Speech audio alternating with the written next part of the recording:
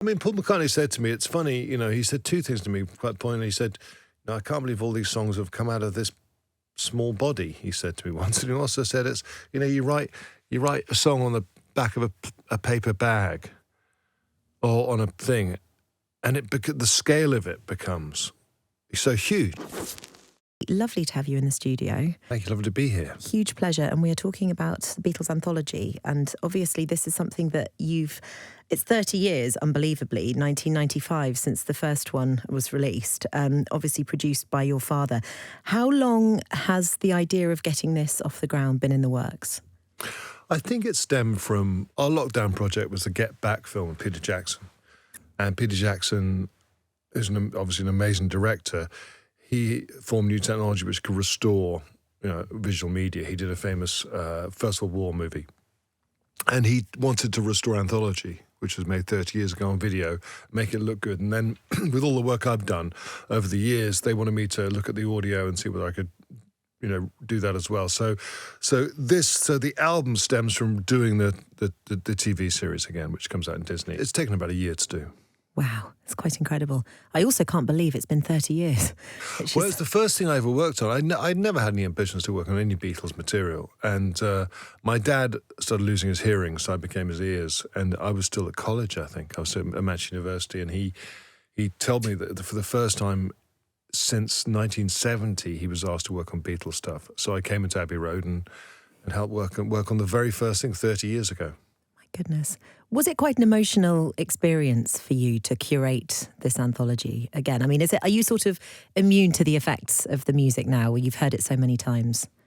I don't think you can ever be immune to the effects of music. I listened to there's take one of In My Life on the album, and I listened to it the other day as part of my revision for doing interviews, and I listened to it and I just thought this is such a brilliant song. And I remember I actually spoke the words of the song at my dad's funeral. It was his favourite song. But as far as separating yourself in your work from what you're doing, you have to. I mean, I've always done it, So my job is to work for them, and them being the Beatles, and they asked me to do these projects, and I can't.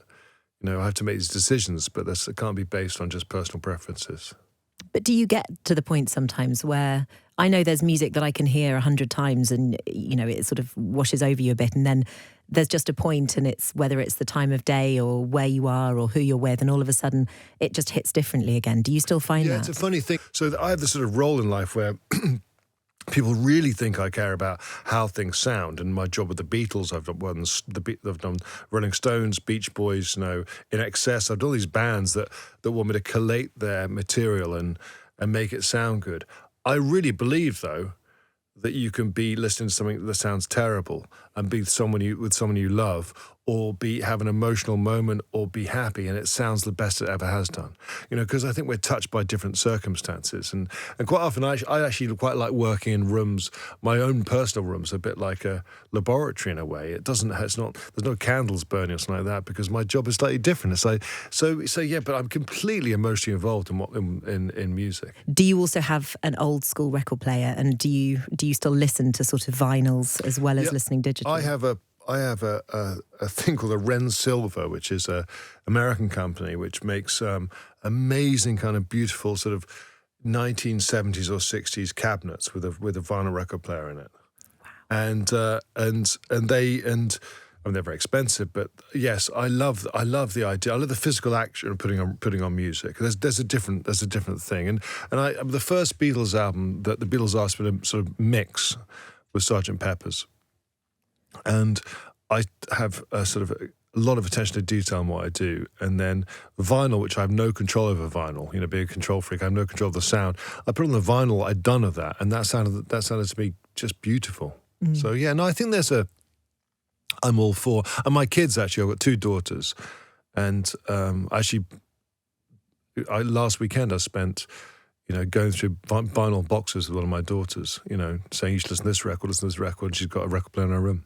It's so cool. It's really cool again, which I love. Yeah. I've gone through all my mum's records because I got a record player for my last birthday, and there's, as you said, the physical act, and even having people over and sort of choosing between, it's something that you don't get from picking songs. It's unusual for me because I went through my dad's record collection, and I've found the test pressings of Revolver by the Beatles. So the first ever pressing, like the first, not even it's just a white label, for him to check. I thought, this is this. Oh my, it was in a pile of like random records, and I thought, God, this must be worth a lot of money. What do I do with it? Give it to your daughter. Yeah, she'll ruin it. I hope she appreciates how cool her dad is. That's incredible. I've always been curious how you actually go about deciding what makes it onto an anthology record. And obviously, do you have to sort of run everything past Paul and Ringo? How much say do you get versus them versus everybody else that's involved? There's these two guys who are very called Mike Heatley and Kevin Howlett, and they're very engaged in sort of, they're Beatles experts. I'm not a Beatles expert, but I can judge things, and they'll want everything to be on everything. And then I'll listen to selections, and I've listened to everything anyway, and then I'll make a decision purely based on whether I enjoy listening to it or not. I know it sounds ridiculous, and then I'll send those listenings out to Paul and Ringo and to Olivia Harrison and Danny Harrison and Sean and Yoko, and everyone has a point of view, and then it's collated, and that's the way it works. It's great actually. I had lunch with a record producer. My partner has a studios, and there's a band called Nothing But Thieves in the studios, and there's a producer called Mark. He was there, so he said, "Do you want to have lunch?" And I was saying to him, I don't have to deal with record companies and A&R people. I just have to deal with bands. It's so much more useful. So the decision-making process is actually quite sort of fast and clear, because it's all based on sort of whether you feel passionate about something, and also for something like Anthology 4, do you want to listen to it more than once? I don't believe in putting material out just so people can collect it. You should have want to engage it. And some of these versions, I think, like maybe Take One of In My Life or the version of While My Guitar Gently Weeps, are valid in their own rights. You want to listen to them more than once. They sound good. Was there anything that nearly made the cut and got sort of taken off at the last minute? I don't think there's not huge contention that goes on. It's making sure that we're not repeating ourselves too much. I think is key. Yeah. What's the sort of general aim when it comes to putting together an anthology? Obviously, it's a listening experience. It's for fans. It's also for people who are discovering. And we're going to talk a bit more about why a lot of people are going to be discovering the Beatles for the first time in a minute. But do you also want to sort of give people a bit more of an idea, I suppose, about what that creative process was like for the band? Yeah, I suppose what intrigues me, or what I find is interesting, is people look for the secret. They look for the magic in what makes this music so timeless. And I think the beauty of it is it's actually the people making it.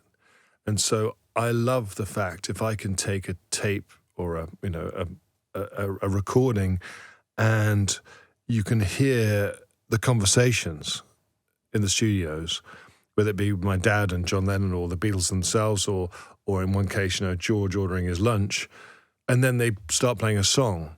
It's that seamless movement from talking to doing what they do best, which is making music. And you realise actually what it is, it's not some sort of golden magic or a box they're being plugged into, or a team of songwriters in Sweden or a marketing company. It's just four guys in a room making sound and making music. And that music quite often only takes three or 4 minutes to make. You take something like Eleanor Rigby.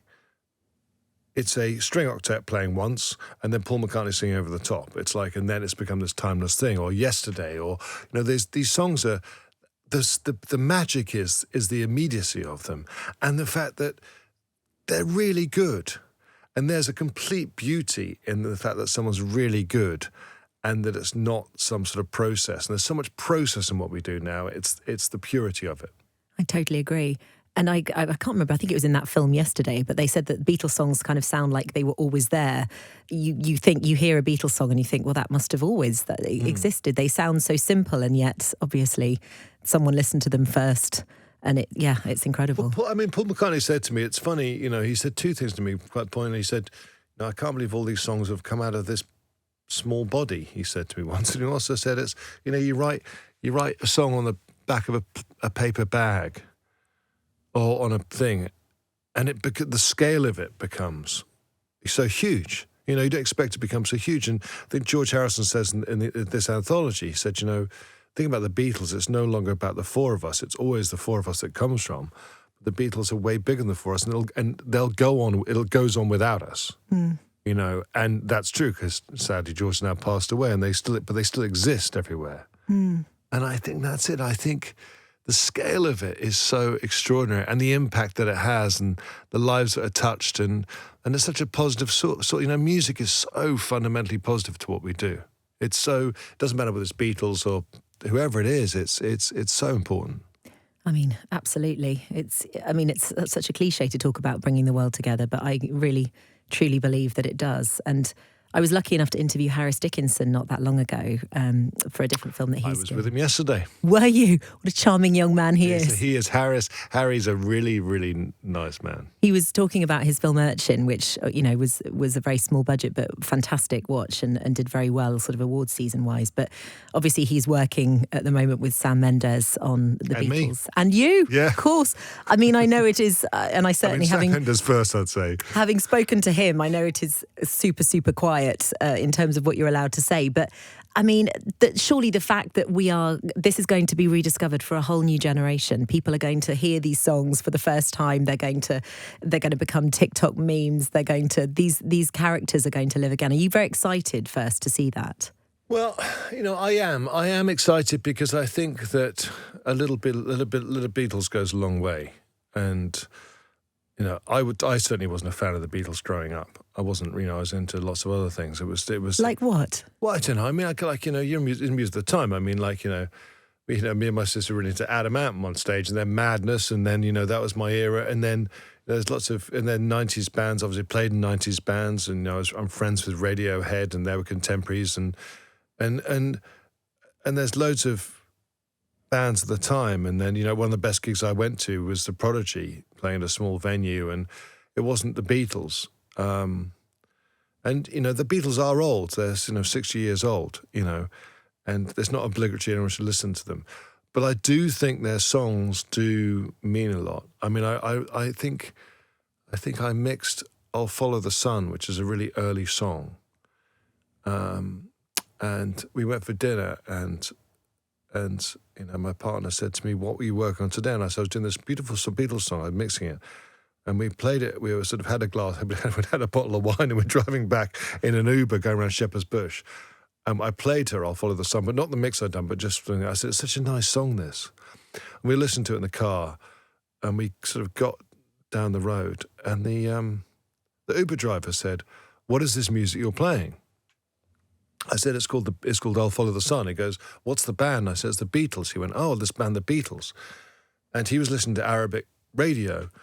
And I said, you know, he goes, you know, he's listening to everything on YouTube. And I said, well, you know, and he goes, "Will you type it into my phone?"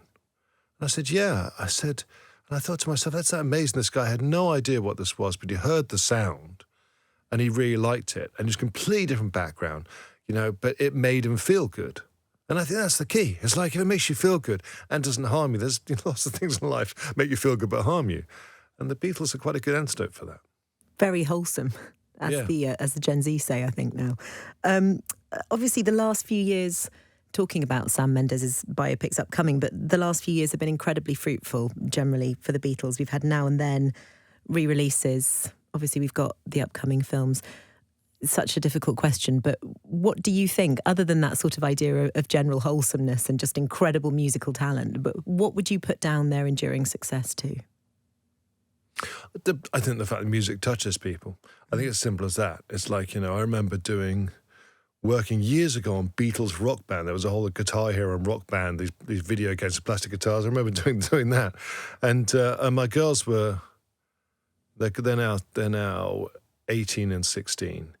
And they would have been, I don't know, 6 and 8 or that sort of age when I was doing it, or maybe earlier, maybe 4 and 6. And I remember, like, Paul McCartney songs, especially at that stage, were like they'd hear them, so I was working on them, and they'd start singing them. And I'm thinking, wow, is he like some sort of weird Pied Piper that's distorting my children's lives? You know, is that the power of the Beatles? But I think that's what it is. It's the fact that people like the Uber driver listening to "I'll Follow the Sun."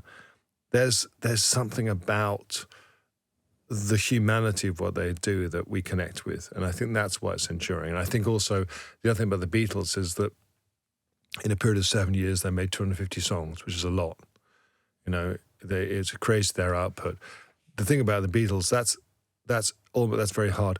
To make 250 songs, most of which are good, is the amazing thing. I mean, I think that's... I was trying to think of a bad Beatles song, which I absolutely can't. Well, but... yeah, and I'm certainly not going to ask you to. I could name no. It's that thing where people don't realise that, you know, we live in the world of singles. This is the unusual thing about the Beatles. And you think about, okay, there's songs that, like "Here Comes the Sun," which I think is the most listened to Beatles song at the moment, wasn't a single. It's an album track. Really? Yeah, there's lots of Beatles songs that are really famous that aren't singles. You know, that's the weird thing about the Beatles. They're singles. In fact, my dad refused to put their singles on the albums because he thought it'd be ripping people off to buy the record twice. So all of their films, like you know, Day Tripper or you know, Payback Writer or you know, famously Strawberry Fields Forever and Penny Lane, aren't on albums. They're not on the albums.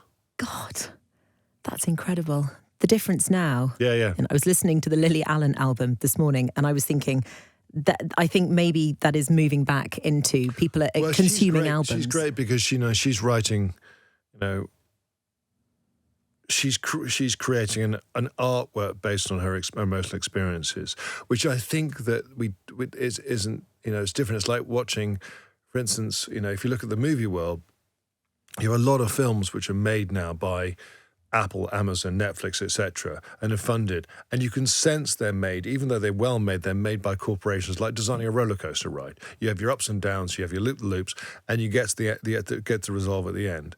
And you watch something like, you know, the new Thomas Paul Anderson film, which you know, one battle after another, which is one person making a film. One person. It's like working with Sam Mendes. It's one person who has an idea and a vision. And I think the Beatles were very much like that. Where I know from being in the music industry and, you know, being very much in the music industry, I know that a lot of artists, it's made by a strange sort of executive collaboration where it's not someone like Lily Allen going, this is what I'm doing and this is it. Like it or don't like it, but it's me, it's not committee. Finally, for you personally, what are the 3 most important Beatles songs? Oh my gosh, okay. For me personally, one of the most 3 important Beatles songs. I think A Day in the Life.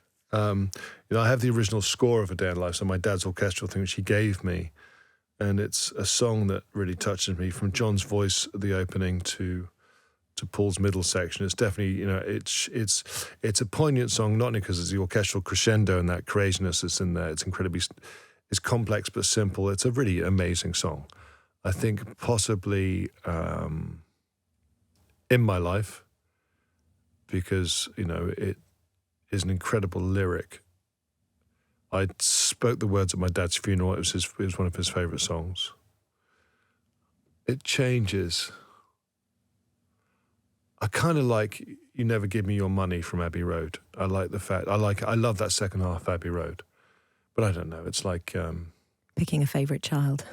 Yeah, no, that's easy. I'm joking. Amazing. Giles, it was such a pleasure to talk to you. Thank you so much. Thank you so much.